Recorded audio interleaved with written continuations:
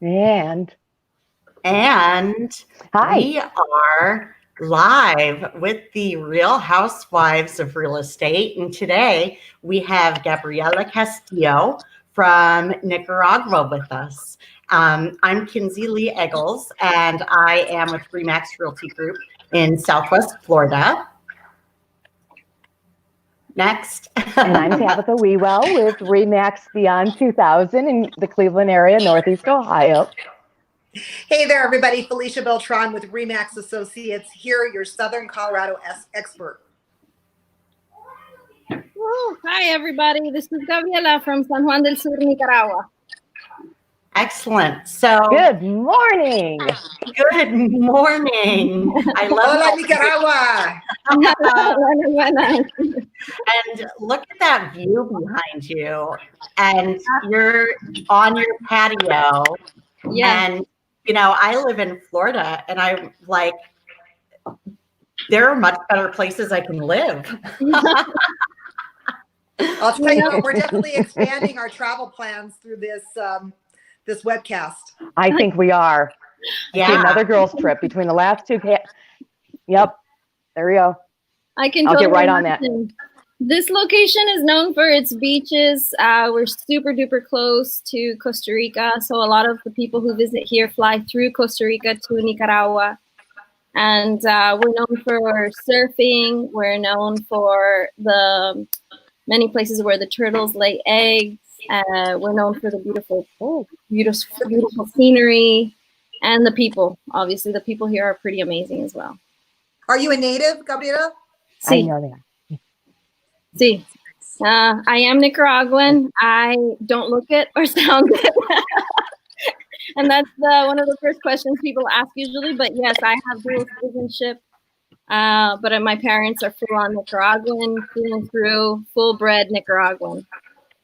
Wow, that's awesome. Wow, I didn't know that. I would not have guessed that either, obviously. Not many people would. You This surf? is amazing. Right. So wait, I have to know if Gabby surfs. I have surfed, and I was a massive boogie boarder when I was a kid, but I am not an actual surfer now.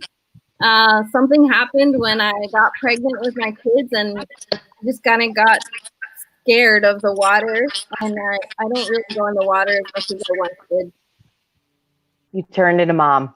Yeah. I don't know what happens when you become a mom. It's like your equilibrium changes, and the fear threshold is just, it's different.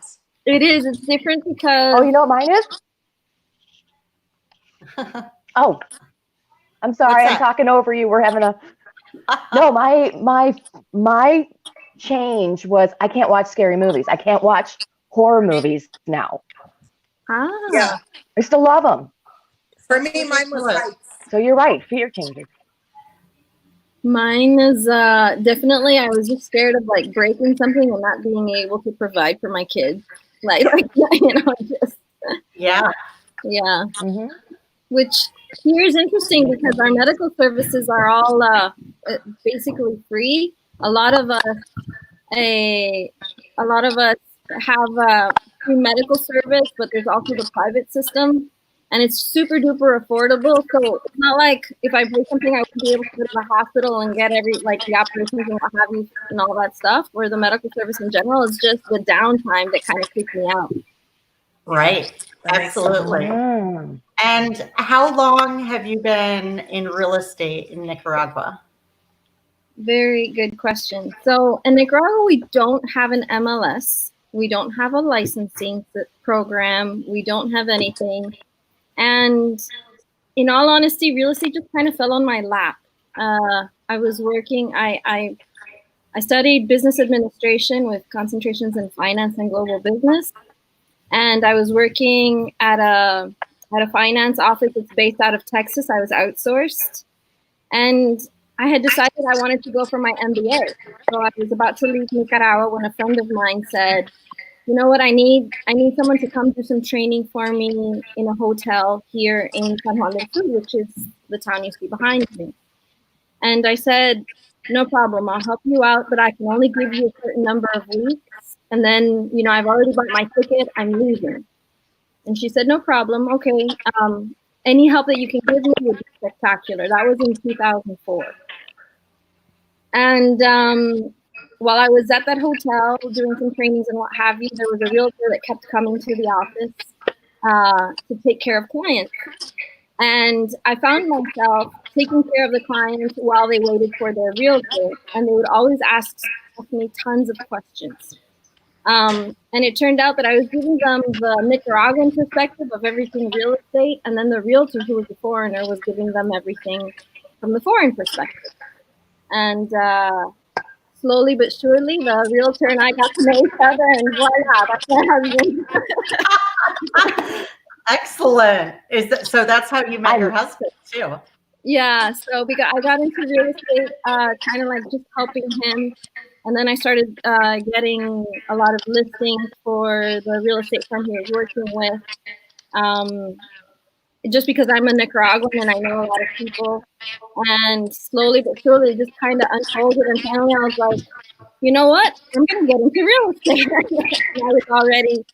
had already kind of educated myself a lot, and he had already explained a lot of things to me as well. And I knew a lot about the law already because my family invested in real estate. So this is kind of like a natural progression. It just kind of fell into my lap.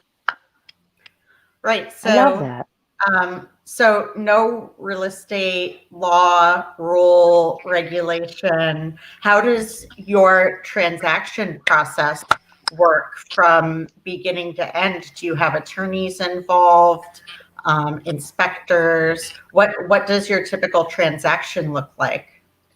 Okay, so for full-on clarity, there is a real estate law. It was put into place in the 1960s and 70s, revamped in the 70s, but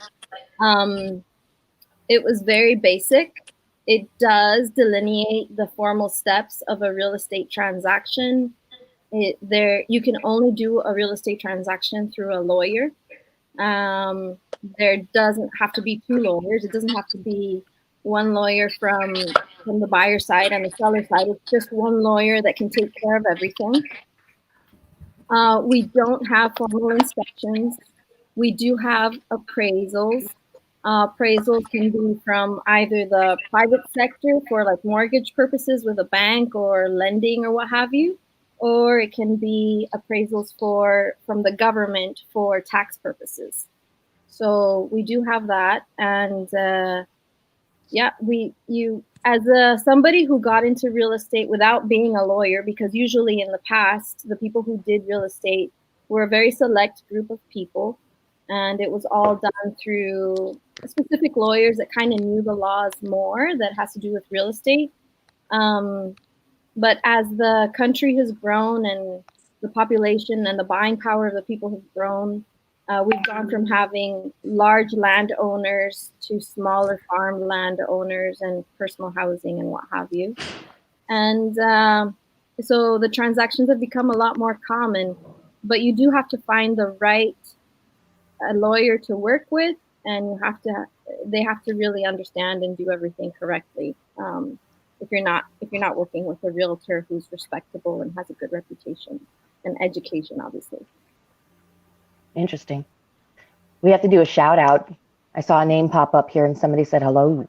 Oh, we have Tammy Hayes watching from Charlotte County, Florida. And we have David Castilleja from Austin, Texas. And he just sold my baby sister her home in Austin, Texas. Oh, good. Yeah. So lots of people joining the broadcast today. So good. It's good to I see have everybody. a question. You said that you don't do formal inspections. So how does that work when it comes to property condition and post-closing, type of situations? It's a bit of a buyer beware situation. It's as a realtor, for us as real estate, we do disclose everything that we know that could affect the value of the property. Everything, not only directly within the property lines, but everything that is attached to the property as well. So road conditions, everything that has to do with electrical lines, water lines, and all of these other things. We disclose everything that we know legally and what have you that has to do with the property that could affect the value of the property. So otherwise, it's buyer beware. Wow, that's interesting. It Yeah. is, That's how we are. especially during this time of quarantine where, you know, most of the states have gone to, you know, the stay home order where, you know, you can't be in a property. A lot of times, you know, you can't be there for the inspections. And even then, buyers are skittish, you know, to proceed without having that information. So that's very interesting. Yeah, you know, this area here that I work in, a lot of the construction is like maximum 10, 15 years old. So, you know, it's we don't have like a lot of those really old property construction situations. As you can see, everything behind me was built in the last 12, 15 years max. Okay. Yeah. So. Awesome. So we all last saw each other in Las Vegas. Good times. Good times. Great fun at Remax R4. And that was less than 2 months ago. How has everything changed for you? When did it change? How did it change? Yeah, when did it change? How did it change? How is COVID-19 affecting your country, your town, your business? That's a loaded question, but essentially, COVID-19 was very, very.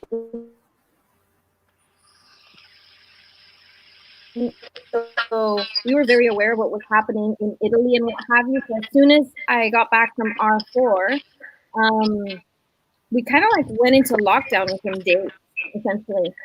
Our government has not asked for a quarantine. They've not called for a formal quarantine or lockdown. But our private sector for our little town here in San Juan del Sur is amazing. And everybody got together and kind of just decided, you know, this is what's happening. This is what's happening worldwide. It's coming our way. Oh, there's Jeremy. Hi, Jeremy. And Jeremy, we all decided together, like, look, we have to protect ourselves and our community, and we have to do what's best for all of us.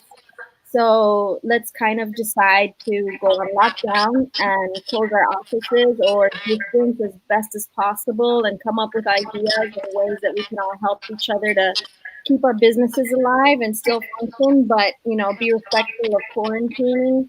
And we all kind of like within 48 hours, we all decided we're closing our offices, appointments only, and that kind of thing. And it's been amazing.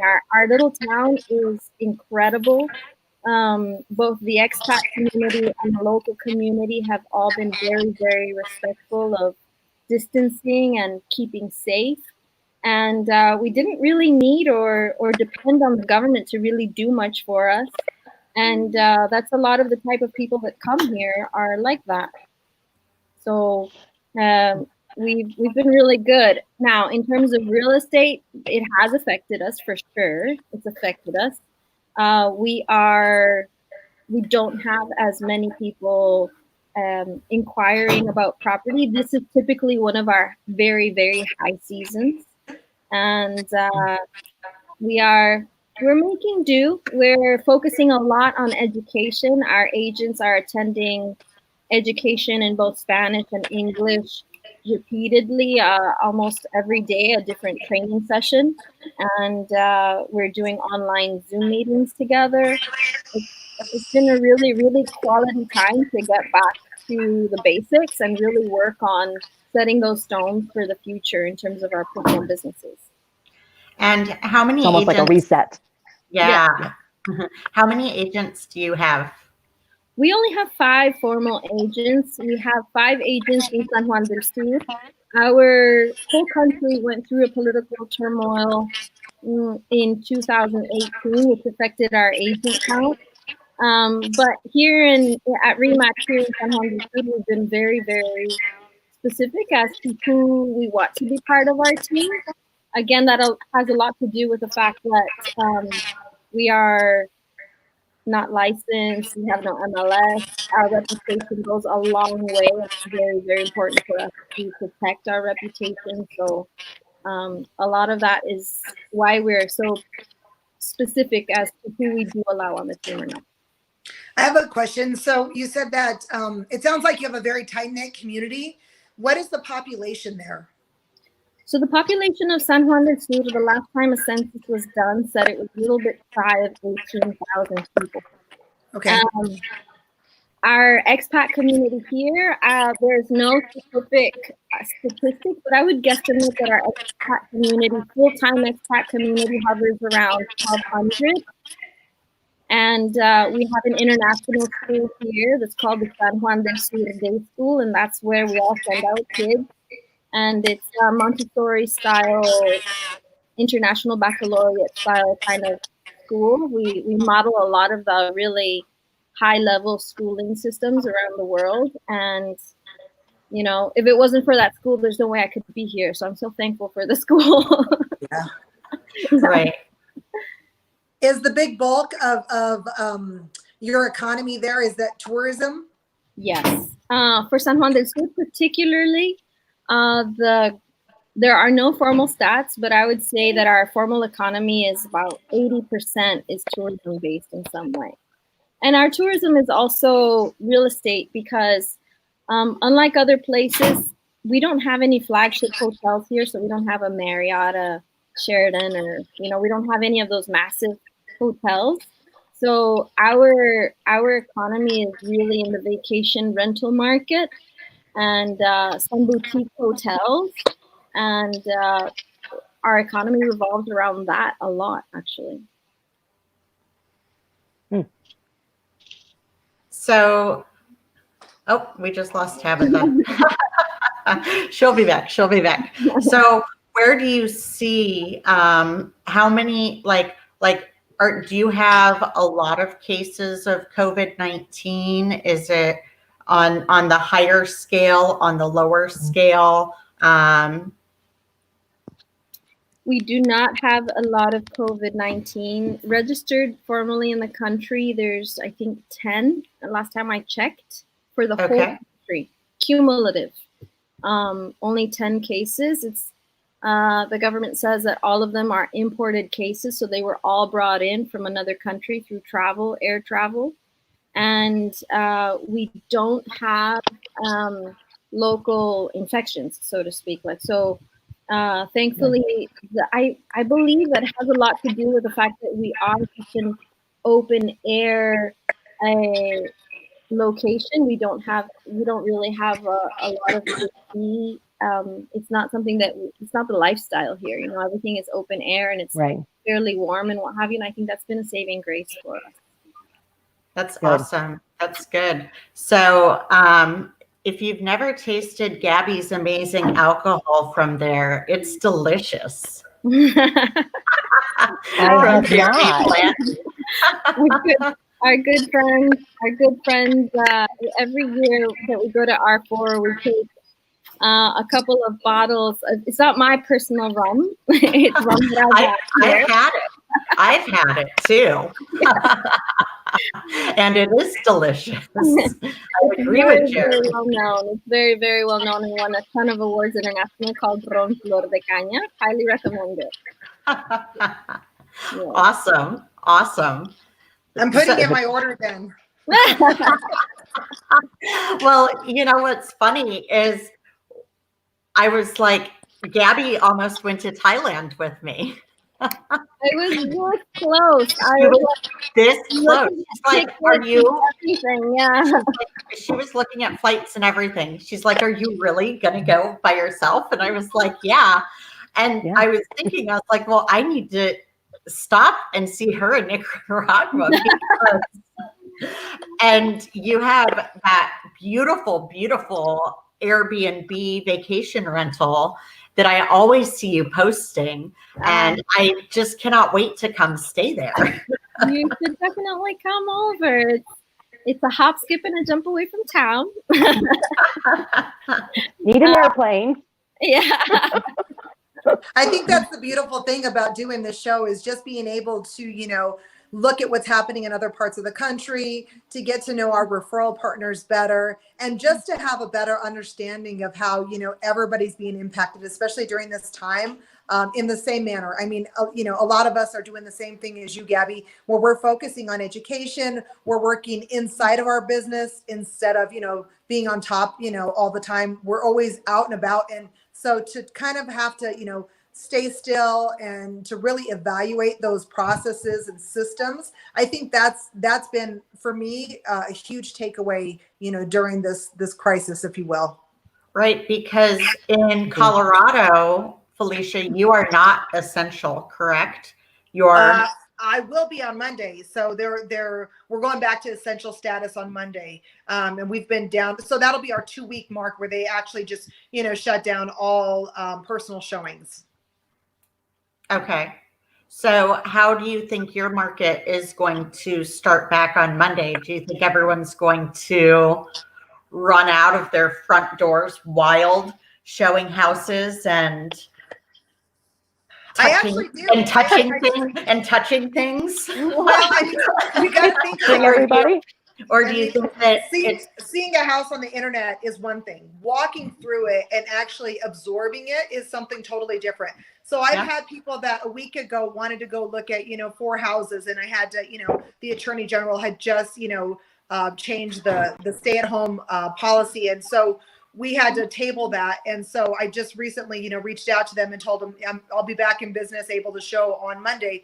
But I mean, I got to say, for the most part, every realtor that I know was taking proper precautions, with gloves and masks and wearing booties and whatnot, and, carrying the hand sanitizer around. So I think we're going to keep with those practices. I know we definitely have, policies in place where we must, if we're in front of a customer, we absolutely have to be wearing masks. So, they've tightened up the restrictions as they should. But I do think that once we're able to show property again, I think the market, I think we're going to see a surge, because I really do feel like, the market's going to continue to be strong for the rest of the year. And I think the values in this area will hold.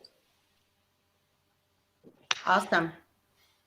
It's really interesting. Y'all have like all of these predictions for your market and what have you.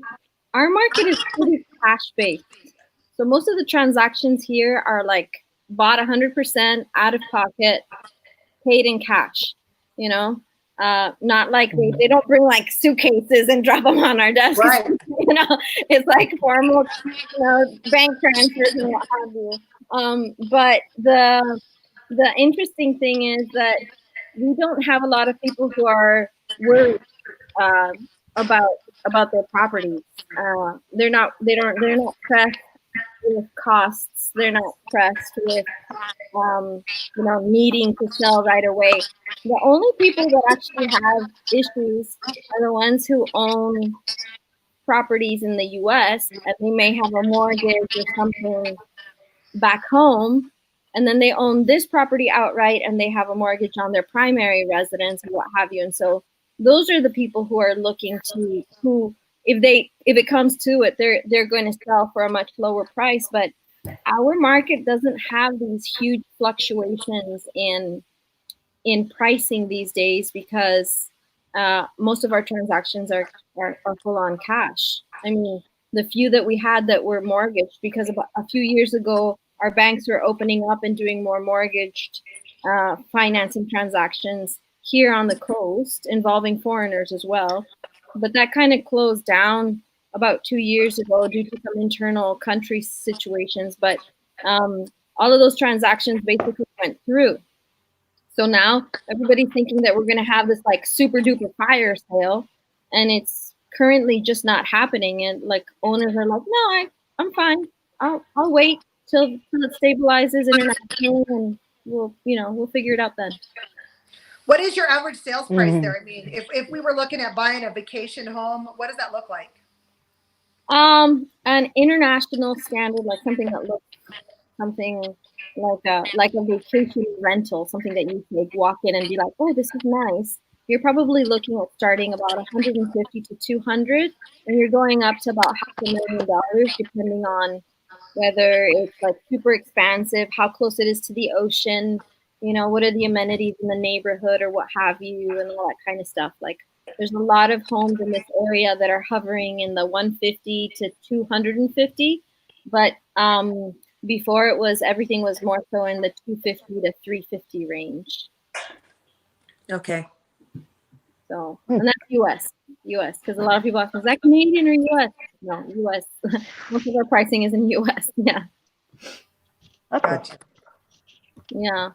I mean, there's always options, and you can find things that are, between the 100 and 150 range, but there aren't a ton, and usually those require some upgrades.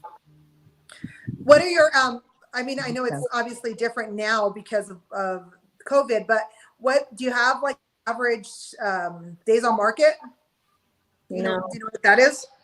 We do not have average days on market because a lot of our properties, a lot of the people who buy properties here have very, very big emotional attachment to their dream house.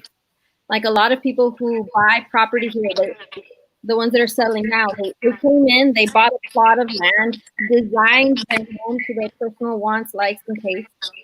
So they have essentially built their dream home. Gotcha. And so for them to let go of this dream home now is very difficult. Again, they don't have any debt. So they're like, I don't want to let go of it. I love it here. I want to stay here, but if somebody gives me the price that I'm looking to move to my next investment, then it'll be great. So we don't have average days, and that has a lot to do with that emotional attachment that owners have to their properties here. That makes sense, and especially not having an MLS system. Yeah. There's nothing to reflect on that way. Exactly.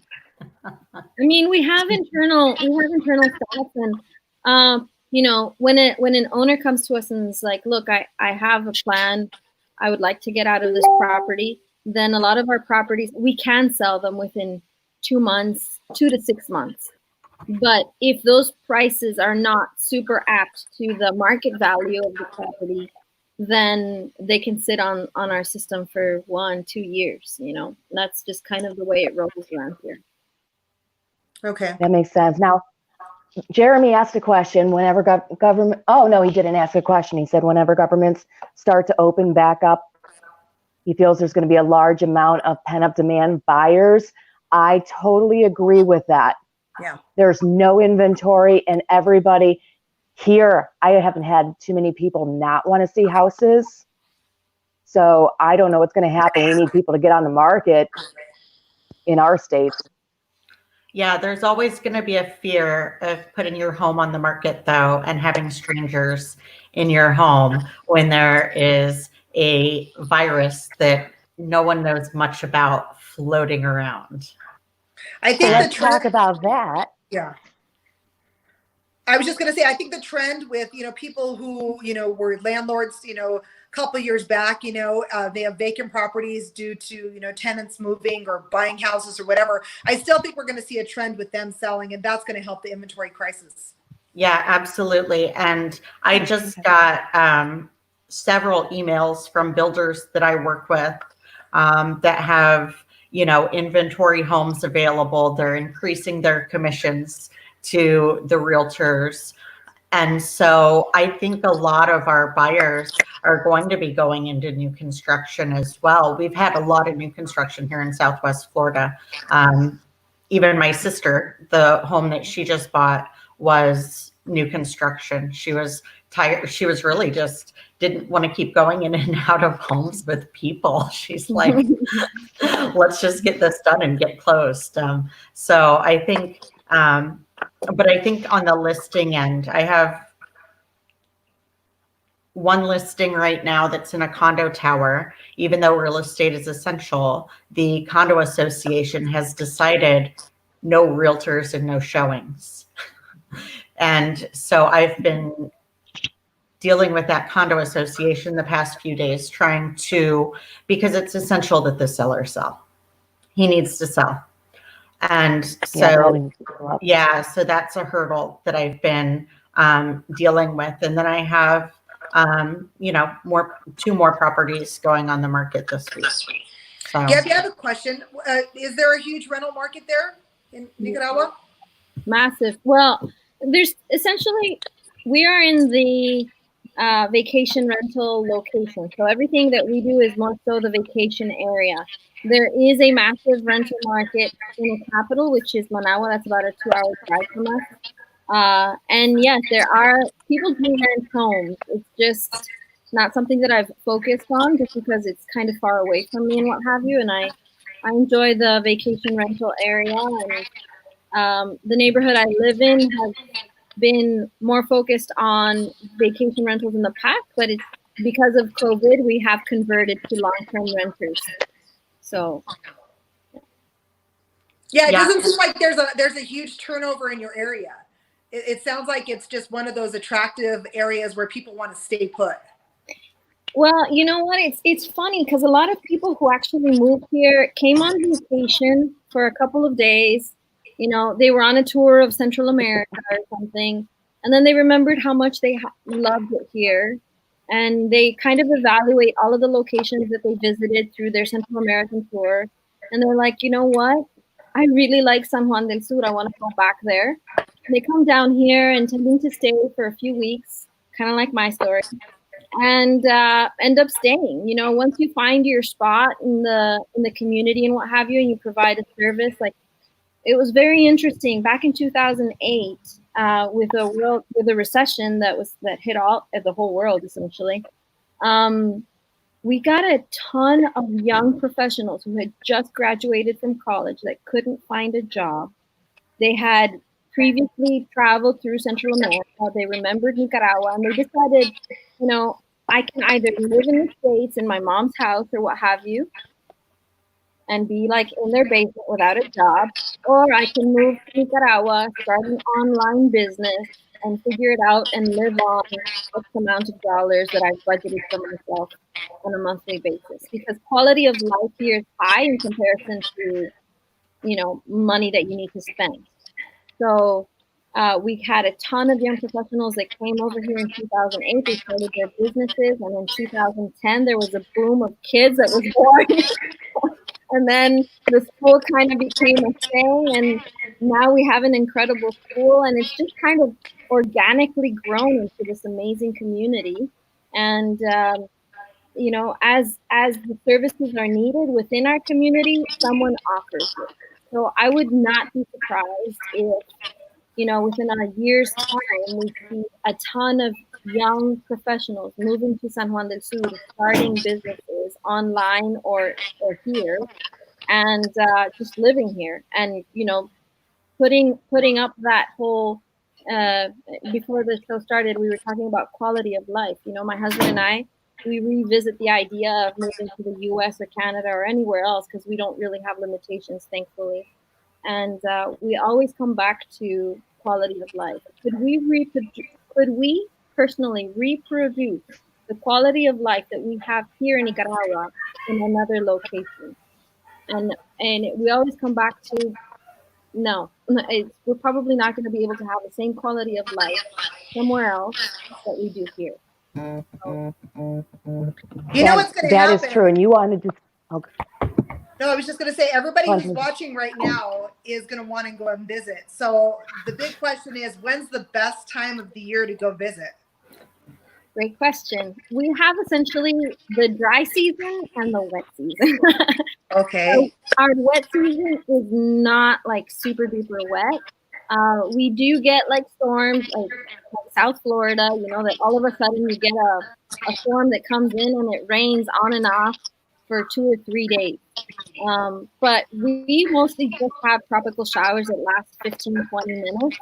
And then we get rains at night. So it's either dry, or if you and I talk again in maybe 2 or 3 months' time, that massive heat hill that you see behind me, that hill will be green, like super lush and green. So the best times to come, the only month that I would say you might want to not visit is October. The rest of it, if you're okay with the heat, the whole year is pretty good time to visit. Is it a humid heat, dry heat? It's a little humid. People say it's humid, but I think Miami is so much more humid. Like in Miami, I can't do it. You know? No. know. Miami is so much more humid than it is here, but everybody says that it's humid here. And it's just because we don't have those climate controlled locations like lots of AC or, we don't have those climate control areas. So everything is outdoors. So it feels a lot more humid to a lot of people. It's just, you're not acclimatized. Right. No. Good to know. Yeah, absolutely. So what are you looking forward to after whenever this pandemic begins to cease? I'm looking forward to seeing my friends and family. My thing here is that, we have these amazing locations. We can go to beaches where we're the only ones on the beach. The beaches aren't closed for us. We're all very respectful. If there is somebody else on the beach, like literally another family, maybe we stay away. So, we're not limited. But I would really like to be able to see my friends and family without having to worry about not touching them or, Right. what have you. The consequences of possibly visiting them could be, So that's for me. That's massive. Being able to see my friends and family. But other than that, we don't really have a ton of limitations. We're all very respectful and taking it easy. That's amazing. That's good. I love Jeremy's note just now with the Corona babies. We've been saying that you're stuck inside. You've got your essentials, right? And yeah, I want to see what happens within next year. You know what? People are going to be upsizing and downsizing homes. That's for sure, because they're going to realize either they're having more children and they're going to need bigger homes, or there could be some quarantine divorces happening also. You're right. Oh, wow. so being stuck with someone for long periods of time definitely can put some stress on a relationship. I got a message last night from one of my friends saying that, she was going to need a rental until further notice, until purchasing a new property. That's too bad. That is bad. Getting her property on the market and sold. So, hi, Deb Carr. Hi, Alex. Hi, Bobby Knight. Yeah. And then some people, like Jeremy just said, some people are not going to want an open floor plan anymore because if it ever happens again. Right. Well, we need more doors. Yeah, more doors, more separation. More nooks and crannies to be able to go hide in. Right. More nooks and crannies, and maybe like my home office is actually in my living room because my living room has the best view, and I like to look out my front windows while I work and look at the water. So hi Mark. So I like to I have my living room and my office set up in the same exact room. So which works out fine as I'm teaching 5th grade, but it's just me, Lincoln, and the dog. If there were more of us here, I don't know what would happen. Honestly. You learn a lot about your spouse and your partner. Yeah. This. I didn't know I had pet peeves, and I've been married for 20 something years. I told him yesterday, I'm like, I found out I have a pet peeve. The good thing is I've already forgotten what it was, but I'm sure it'll happen again today. Oh, that's great. That's great. Yeah. For us, working locations, everybody in our house has iPads or iPhones or computers or something. So we're all online, and for us, it's like who's hogging the internet, right? Like who's hogging the Wi-Fi battle. Right? Like I loved when you put when we first got on and started checking audio and video and chatting, and you had all the kids turn off and hand you all the phones, all the iPads, anything that's. Oh, it's smart. I didn't know you. I was there and I didn't know that they handed them to you. Oh, you are on it. I am. TikTok where everybody, we're going live. We're going live. Like, y'all need to be quiet. Everybody needs to pay attention. Mom's working today. Yeah. Well, I'm working, and it's like everybody else can hear me because usually I'm just working on my computer, and like I'll put my AirPods on, and I'm just like I can be in the middle of everything, but I'm like focusing. But this time it's like, look, everybody can hear you, and everybody can you walk over here, everybody will see you, and so you need to stay over there, and I'll be with you like in an hour. Yeah, like, we don't want to start threatening lives, but if we have to. And that's so the off screen. I'm working. My son knows that if I have my earpods in and I'm wearing makeup looking at my computer, that it's work time. That it's work time. But if I'm in my pajamas or if I no makeup and my t-shirt and leggings, which is my clothing of choice lately, then go ahead and bother me, ask whatever, jump right in. Even he knows if I'm on a Zoom call with my friends, he knows that he can walk over and say hi to everybody, but he knows when business is business, and he makes sure to keep to himself. And sometimes he'll pop up in the background and do some funny little dances and stuff like that to just make. Of course, he's a boy. Yeah, because that's what he does. But he's great. So I feel like the quarantine gear could become an industry standard. Going to get branded leggings, branded ball caps. Like just rock it out. It's so funny. You guys always look so spiffy and cool and everything. We do a lot of our work in shorts and flip flops. Like, when I'm dressing up to impress a client, I'm like wearing closed-toed shoes. That's like the I'm wearing closed-toed shoes today, But otherwise, I'm in shorts and a shirt like this. A lot of times I'll have like a little collared shirt that's like a Remax branded collar shirt, but it's extra hot today, so I decided not to. That's it. She's convinced me. I'm moving. I'm moving. Is it still snowing outside, Felicia? No, babe, it's nice today. It's going to be probably about 70 degrees today. Nice. It's like Colorado weather. I mean, you got to wait 5 minutes. It'll change. I'm sure it'll be snowing later. Yeah. Same thing with Ohio, Cleveland. Yesterday it was snowing and it was 50 degrees. It's just crazy. Oh, hi, Julie from Honduras. Hi, Honduras. Hi, Julie. Julie's I miss Julie. Hi, Julie. How are you?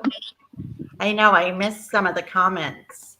But it's great to have so many people following along, and we still have a killer lineup for the rest of the week. So we have decided as the Housewives of Real Estate that we're going to be traveling around the world while we're in quarantine.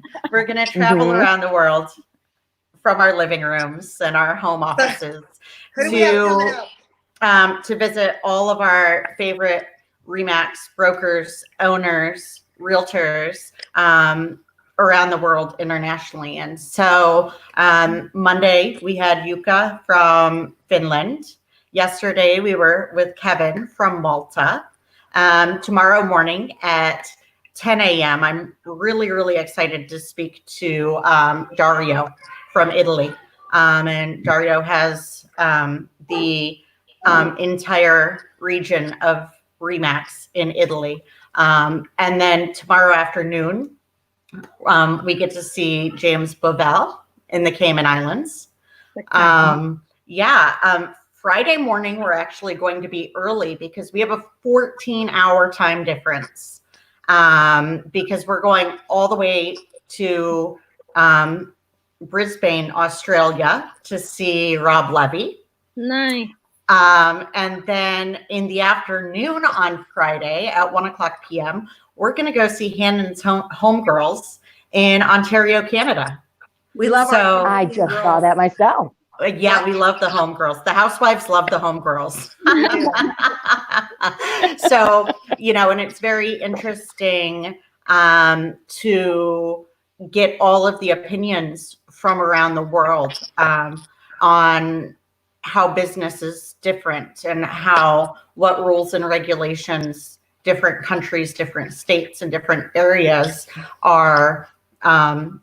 How everything is completely different everywhere we've been so far on this little Remax journey around the world. Every single country is completely different on their business practices, as well as how they are handling the the COVID-19 pandemic. Yeah. Mm-hmm. Yeah. Yeah. The interesting thing that I would like to add is that even though we all have like specific nuances and differences in how our government or our regulations are all set, we do all have a lot in common as well. Like we have way more in common as an industry and as a company, and all under Remax, than we do different.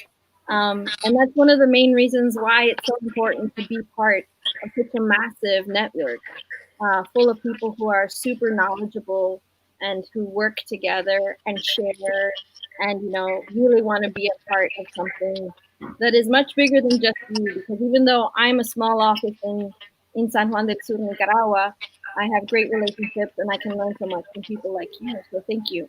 Right. And we met, 6 years ago? Yeah. About 6 years ago now, at a Remax broker owner event in Chicago, I believe. Yeah. Yeah, it was Chicago. Yeah, that was a great time. It was an awesome visit for sure. We always have the most fun. Gabby, you're so right. Yeah, I met you, Gabby, when you were we're all in this together, and just hearing from different regions and countries, it just really brings us all together.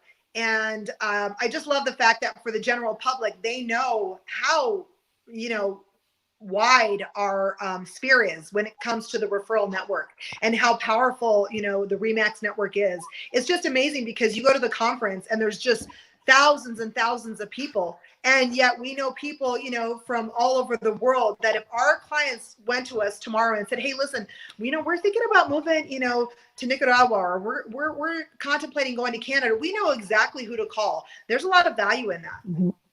There's that know and trust, right? Right. People and trust. Really like them and know them. It's massive. Yeah. Have networked with them in Vegas. And Chicago and Boston and yeah.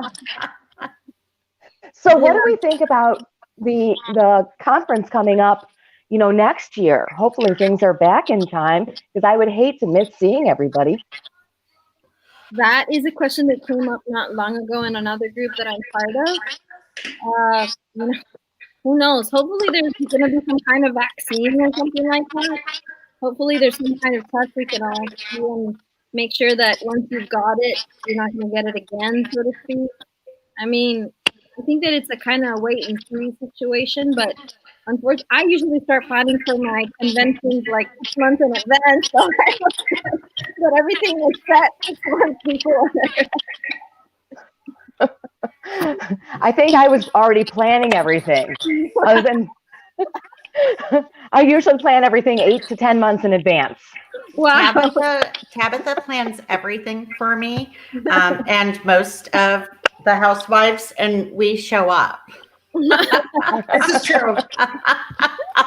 And and we show up this year, Deb and all the girls, who I absolutely love and adore. We had a great time. We always have a good time getting together. Yes, Deb says she thinks Vegas will be cleaner than ever. Yeah. Right. Amen. Well, that's no fun. We need, you know what? I was just talking to somebody about that yesterday.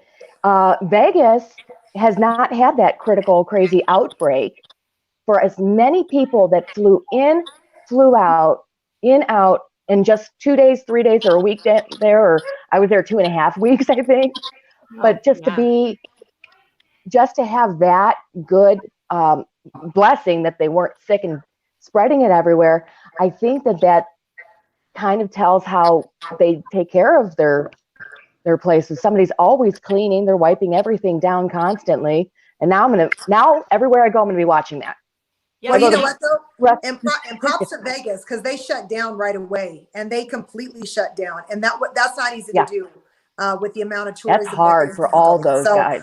Yeah, shout out to Vegas.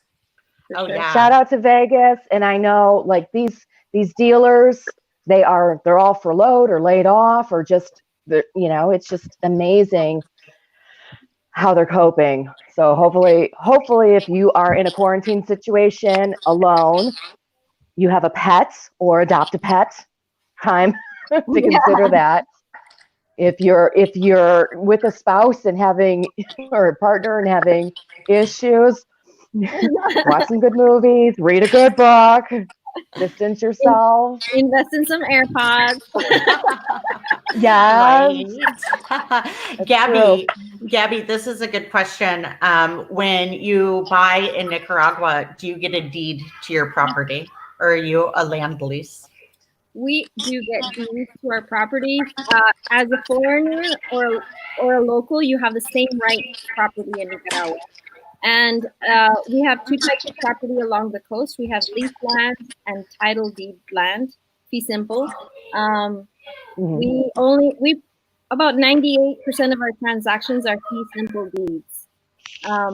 We do have lease properties that we promote some of them, but it's very specific as to which ones we promote and why.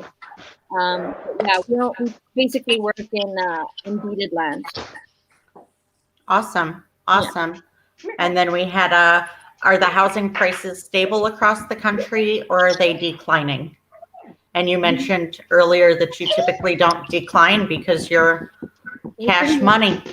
Yeah, for our market here in San Juan, we're a cash market. In Managua, where the locally owned units in the capital city that did apply through mortgage systems, those properties are seeing a decline in price, but that's kind of like an after effect to a situation there was here 2 years ago. So I don't know if they're going to go down a lot more, but they have gone down already from their original prices about 30%. Awesome. And then we have Deb, call your clients, then call their friends, then call your local sphere of business. Absolutely. 100%. And hopefully we'll I know Deb had business this morning. Alexa wasn't feeling 100% when she woke up this morning. And I don't know, Sandra is in class today for the next 2 days. Annette just disappeared. She does that all the time. So we'll see who we have joining us tomorrow as we Oh, I see here, Mark Rodriguez. Are the housing prices stable across the country, or are they declining? Oh, okay, that's one of them. Well, you've got to remember also that it's geographic, right? Like different locations are more sensitive to the different market stimuli. So in the market that I'm in, a lot of it is foreign owned. So our market is more stimulated, whether increasing or lowering prices based on what's happening in the US and Canada. And in the capital city of Managua, it's obviously much more based on the local economy and what's happening locally. So I don't know if that answers your question, but obviously across the board, we're expecting some prices to go down, but I don't know how much. I'm not exactly sure. I can't really say.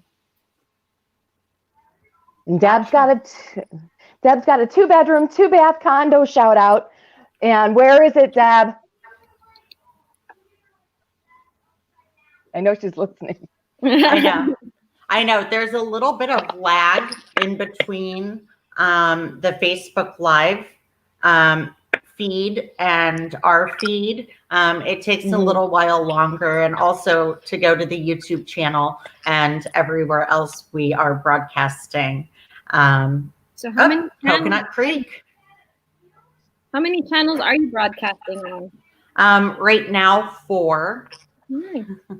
Yeah, and I'm still working on getting the Instagram hooked up and the LinkedIn, but right now we're on 3 different Facebook channels, our YouTube channel, and more coming soon once we get our website and things like that done. That way we'll be able to make sure everyone gets reached. Deb would like to also know, do you still have flights coming in and out? We were the last country in Central America to stop getting flights in and out. Because formally our government has not announced a lockdown. So I think the last flight leaving on a commercial plane was April 2nd, if I remember correctly. And they've been scheduling the flights coming back, and we keep getting different schedules and what have you. But I think Aeromexico is going to be the first one to make its way back. And I think that is like early May. But don't take my word for it, because they keep changing it. Like they push them back by a week or 2 or what have you at a time. You got to do it. Got to do what you got to do. Absolutely. Yeah. So I'm going to do a hopper watch on Nicaragua. Nice. Yay! I'm has some great deals right now. Yeah. Jeremy Blanton wants to know if it's too early for happy hour. It's never too early for happy hour. Never. You know this. Never. It's too early. Right. I'm sure by when we pump out 4 shows in 2 days, we're gonna be ready. We will be ready for happy hour. That is wait till Friday, Friday. I swear. Wait till Friday when we see the homegirls. Oh, the end of the we're week. gonna have a homegirl housewife happy hour. Yes. Nice. That'll be fun. That'll be good. Yeah. We're so You know glad me, to I have think you, everything Gabby. should be happy hour. Yeah, thank you so much for joining us, and thank you for telling us all about Nicaragua. And yeah, it's great to see your face. Thank you for coming on and sharing. Hear your voice, Yeah. and I love our little Zoom ladies group calls too. Those are awesome. So yeah, and just thank you for being amazing always. And we'll make sure to share all of Gabby's information. That way, if other people have questions or want to reach out regarding real estate or tourism, she can be their resource. We're so happy to have her as ours. Absolutely. Thanks so much for the invitation. It's always good to catch up with you guys and talk shop on online and what have you, and learn about the different things that you guys do for your offices and what we do here in Nicaragua as well. And we're all along the same lines in terms of work ethic and what have you. So I definitely appreciate the time that you give me. So thank you. And we'll have to plan a post-COVID, show so that we can catch up after.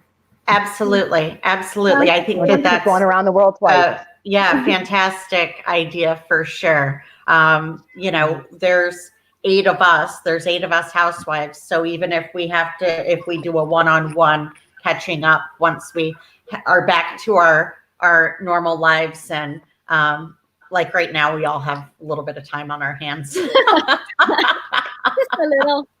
Just a little, And so, so fantastic.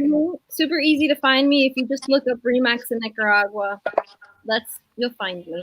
Super easy. Yay. Awesome. Have a good day, everybody. Have a great Thank you for tuning in, everybody that did stop by. We appreciate you. Yeah, absolutely. We appreciate you. And so do our missing housewives, Deb, Maria, Annette, and Sandy. And please join us tomorrow at 10 a.m. with Dario and Italy. Very, very excited to see, to have that conversation tomorrow. So have a great day, everybody. Love you. Signing off from the Housewives of Real Estate. And we will stay safe. Yes. Stay smart. Safe, stay home. wash your hands. Stay home. And we will see you tomorrow morning. Ciao. Ciao. Thank Bye-bye. you. Bye. Bye, babe. Bye, Gabby.